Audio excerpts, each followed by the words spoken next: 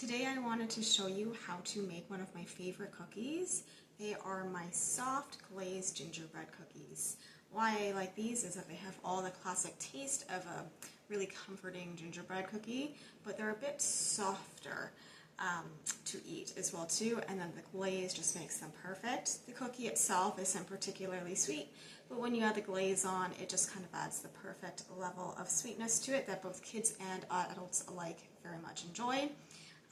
I love these basically as soon as fall comes around. They're definitely going to be on my Thanksgiving table, but they're also perfect for Christmas, of course. You can roll these out into decorated cookies if you want, or you can just keep them classic.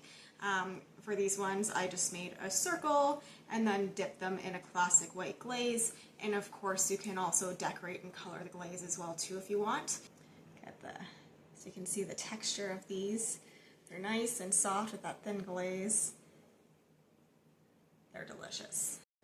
One really important tip to have good success with these soft gingerbread cookies is not to overcook them. If you do, they're more likely to become hard and a bit more brittle, which is just not the texture you're looking for. So when you're checking them in the oven, you just want to make sure that the edges are just beginning to set, and pull them out then, and they will begin to firm up a bit more as they cool down. But with that said, let's get started and we'll make some cookies. Now the first thing we're going to do is go and make our flax egg so that way it can firm up while we mix the other ingredients together. So I have a tablespoon of flax in this bowl, and I'm going to add in my 3 tablespoons of water here. And we'll just stir it together. And as it sits while we mix the other stuff, it will go and firm up and have a really nice eggy texture when it's all done. Alright, and now to our large mixing bowl, we're going to add 2 1/4 cups of all-purpose flour together along with our cup of brown sugar. Next, we're going to add 1 1/2 tablespoon of ground ginger. If you don't like quite as strong of a ginger flavor, you can certainly lower it to about 1 tablespoon. I wouldn't normally go under 1 tablespoon, but 1 1/2 is if you like a much more strong ginger flavor. So it's totally up to you. And then, of course, we're going to need our baking powder, and next up is, that was a teaspoon of baking powder, and now we're going to go and add a teaspoon of ground cinnamon. So the cinnamon, I would say, is extremely important for the mix. If you don't particularly like the extreme taste or spice profiles of a stronger blend, you can omit or reduce the cloves and nutmeg. The recipe, as it's written in the way that I prefer it, is a 1/4 teaspoon of ground cloves and a 1/4 teaspoon of ground nutmeg, which I'm going to get in here in just a second. Alright, here's the cloves. Let me get the nutmeg. Alright, and 1/4 teaspoon nutmeg. Alright, so now we're going to go and whisk all of these dry ingredients together. Honestly, the best way to do this is probably, since we're going to be using it anyway, an electric beater with the whisk attachment, which I'm going to get out in just a second, especially because I find the brown sugar tends to clump even with the little brown sugar bears and everything when it's in storage. But we're going to whisk it all up, so I'm not too concerned about the clumps in here right at this moment. I'm going to make a well, and then I'm going to start adding in my liquid ingredients. So we're going to start with the flax egg, and then we're going to also add in the butter, molasses, and soy milk. So the flax eggs first. Go and add that in so it's thickened up a nice little bit. Alright, so now I'm ready to add the rest of the liquid ingredients. So I have 3/4 cups of vegan butter, which is melted, 1/4 cup molasses, and a 1/4 cup soy milk. I like to mix them in one measuring bowl together just to save the bowl, and it also makes it easier to measure out things like the molasses and everything in my experience. So I'm just going to pour that in. Scrape out the sides, try and sieve as much as we can. And then next, I'm going to go and grab that electric beater, and we're going to go and beat up our batter. So we're going to use the electric mixer to beat everything until it's well combined, and then we'll be ready to put this aside and let it chill in the fridge.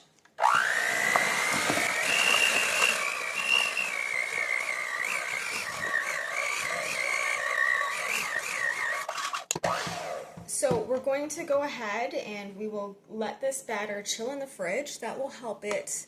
Can we see this? Make sure you can see the bowl there, okay? So when it chills in the fridge, it helps the batter firm up, so that way we can roll it out okay, and make sure that we can cut our cookie shapes up before we're ready to bake. So it will seem really soft, a little bit runny right now. That's not a problem. It will firm up, but it is important that it is chilled. So what I'm going to do is I'm just going to cover this bowl in saran wrap, stick it in the fridge, and then set a timer for an hour, and then we'll go check back in on it. Okay, so I've gotten my chilled dough out of the fridge, so I'm going to just put a little bit of flour all over everything now so I can roll it out. If you don't have a rolling pin, you actually can flatten this dough out with your hands. It's fine. Don't be afraid because it is still a bit sticky even out of the fridge to add more flour as needed. Just don't go overkill on it and you should be totally fine. We just want enough so it's not sticking to the rolling pin or your floured surface. And we're going to roll it out to be about 1/4 of an inch thick. This dough, because I like it to be a bit more moist, you do have to often re-add a bit of flour to the rolling pin, I find, and just work a bit more delicately to roll it out. I don't do anything fancy to make it into a fancy shape. I just roll it out so it's flat, about 1/4 inch thick, and that way I can start getting my shapes from there. So I just pulled out some of my daughter's favorite shapes. So right now I'm going to do a star and a unicorn head. For our actual website post, we have just circle cutouts. You can use, if you have them, any old egg cutters that you don't use anymore. So things for like if you went and cooked like egg McMuffins or anything like that, they have those shapes, those circular shapes. I don't know if anyone has those lying around still, but that's what I often use to cut things out with. Or you can also use just a glass rim to get circles if you just want plain circles. This dough will make about 16 large cookies. And then these, I'm going to use these shapes and we'll see how many we get of this. So we'll just cut out the shapes we want here. And then I put them on a silicone-lined baking sheet. You can use parchment paper if you prefer. Anything you like, really, that's oven safe is fine. I like silicone because it's reusable and I just have to wash it and it's super easy to clean. Nothing really seems to stick to it, so it's my preferred baking thing. I probably have links on the website as well too if you're curious to find out more about silicone baking liners, because if you bake frequently, I do recommend it. They seem to work really well in varying types of temperatures as well too, so.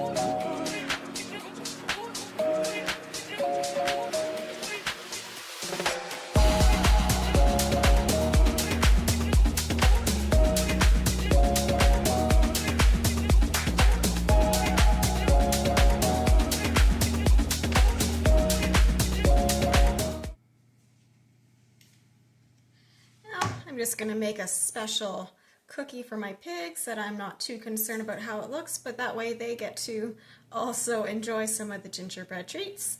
Eva and Layla love these cookies as an occasional snack, so they will be most pleased that this is being baked up.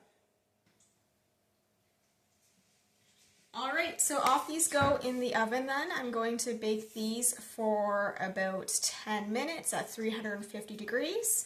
Again, we want to make sure that we don't overcook them, so as soon as the edges are firmed up and beginning to set, we're going to pull them out. So of those smaller, more standard cookie cutter size cookies, I actually got about 32 out of that batter. when I use the large circular rims that I have, or a large glass cup rim, like I said earlier, I'm getting about 16 large cookies out of it. So I've had the oven preheated for 350 degrees, so it's ready. So I've put the cookies in the oven, and they need to bake for about 10 minutes now. Again, it's really important we do not over bake these cookies. So I'm going to check right at that 10-minute mark. As long as the edges have begun to set and firm up, I'm going to yank them out and let them cool on a wire cooling rack. Important to remember that the cookies will be very soft when they're first pulled out of the oven, which is why they need time to cool down properly before we ice, in addition to melting the icing more than they should, especially if you're piping it on. So do make sure when I pull them out of the oven, I usually leave the cookies on the baking tray for about a minute or two, and then I go and transfer them to a wire cooling rack and let them cool completely, and then I'm ready to dip them in. Alright, so while we wait for the cookies to bake, we're going to start preparing our frosting. That way it's ready to dip as soon as the cookies have cooled off slightly. So first we're going to add 2 cups of icing sugar or powdered sugar, depending where you're. Then we're going to add 2 teaspoons of corn syrup. I'm just going to put it directly in with my measuring spoon. And then we've got a 1/2 teaspoon of vanilla for a nice little vanilla flavor to our icing. So here's a 1/2 teaspoon of vanilla, and then we're just going to add a little pinch of salt as well. We're going to also be adding soy milk. When I make these, I start with about 1.5 tablespoons of soy milk. I don't want to start with too much, because the texture of this icing changes very quickly as you mix it. The ultimate amount of soy milk you use, or you can use any non-dairy milk, really. I particularly like using soy milk for a lot of my recipes. It curdles well when it's needed. I just find it works very well in most recipes and isn't overpowering in flavor. But anyway, getting back to this soy milk balance, so I like my cookies to be dipped into icing. If you want to pipe your icing onto the cookies and kind of decorate them a bit more, get more creative with them, you're going to want to use less soy milk, probably closer to 3 tablespoons, so that way it's thicker to put in your piping bag so you can pipe it on properly. But I find 5 tablespoons is usually just the perfect amount to be able to dip my firmed and cooled cookies into it.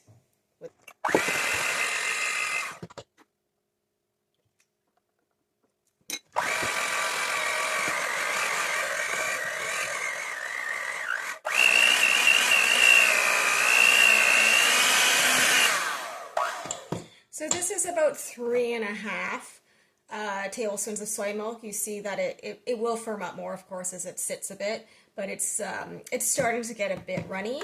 So you would want to go probably a little less to pipe, or you could pipe this amount on as well too. I want it to be much runnier though, so I'm going to add a little bit more.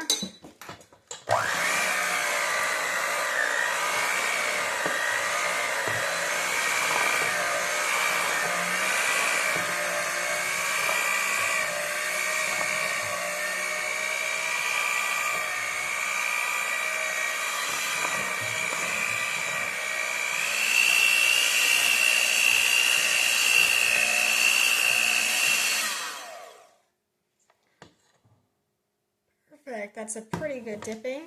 I don't mind it being a smidge lighter, so I'm going to add just a tiny bit more, but this really is good enough for dipping. And by the way, you don't need the corn syrup in this recipe if you don't want to use it. It's mostly used to add a bit of sheen. It does add a little bit of fattiness and depth to the icing, but it's mostly just for the sheen. So you can either reduce it or omit it if you don't want that in your cookies.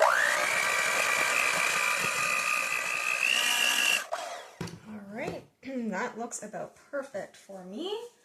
So I can show you that on a spoon as well too, so you can see how it dips. It's a bit different around the beaters. Don't know if you can see how runny that is on the camera there. It's a bit difficult for me to see at this angle, but it is definitely runny, but it's not runny like watery. It's more kind of like a thick syrup, I would say. Not quite molasses level, but more like a really thick syrup. Okay, so we'll wait for those cookies to cool, and then we'll be ready. So now that my cookies have finished cooling on the wire cooling rack, they are ready to go ahead and glaze. So I've got my glaze here in this bowl. So since I like to dip my cookies, like I said, I don't care how pretty my cookies are, to be perfectly honest. I don't make pretty food, I make tasty food. I'm just gonna go ahead and grab them, and then I'm going to turn them face up. Slowly dip them in. You want to make sure you don't squeeze the sides as you do this. And then as you pull them up, you can kind of turn them to let the glaze go all over the cookie. If you don't want it that thick, it will drip off back into the bowl a little bit. Or you can keep a really thick glaze if that is what you prefer. I usually like to let them drip a bit. You only like thinner glazes. I probably will go a bit thicker because I'm not sure how much time I have before my son wakes up from his nap today, but there we go. And then I put them on either a piece of parchment paper or wax paper to dry. You can also put them back on the cooling rack as well too to dry off if you prefer. And we're just gonna keep repeating for all of them. Like I said, if you pipe, now's the time where if you wanted to pipe your icing, you would just go and put it in your piping bag and then decorate as desired. The icing on these will dry off fairly quickly, typically within about half an hour or so. They'll be fairly dry once they're on the cookie. It might vary a bit depending on your consistency as well too, but it doesn't take too long. And if you put them in the fridge, it'll kind of accelerate the process. I do recommend, by the way, keeping these cookies refrigerated. They do last for about 2 weeks in the fridge, but they are really fresh and they're a bit more moist than other cookies, which is one of the things that makes them so delicious, but one of the reasons you don't necessarily want to leave them on the counter. So these are perfect. You can make ahead of any holiday gathering and have them ready to go. So I'm just going to finish icing the rest here, and I'll catch up with you guys in a moment. Did everything baked, cut out, and glazed all before my baby woke up, so awesome. Didn't take much time at all. Really, the chilling time is the longest that it takes. So now I have a cookie to give to my pigs, Ava and Leela, and let's see if they like it.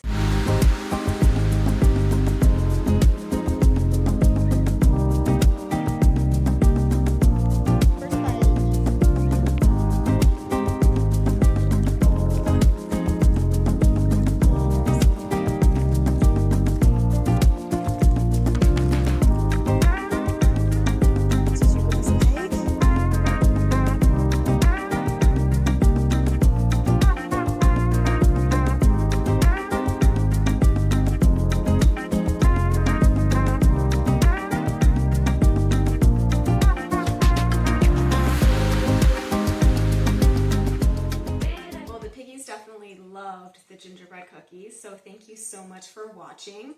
I hope that this video gave you some inspiration to maybe start baking for the holidays or just for yourself. I'm not judging. And if you did try this recipe, please let me know what you thought. If you loved it, we'd love it if you also rated our recipes at www.thegentletable.com. I'm going to leave a link to our website in the description below this video if you're watching on YouTube. But yes, please let us know what you think. If you have any suggestions for other recipes you'd love to see us try in the future, please let me know.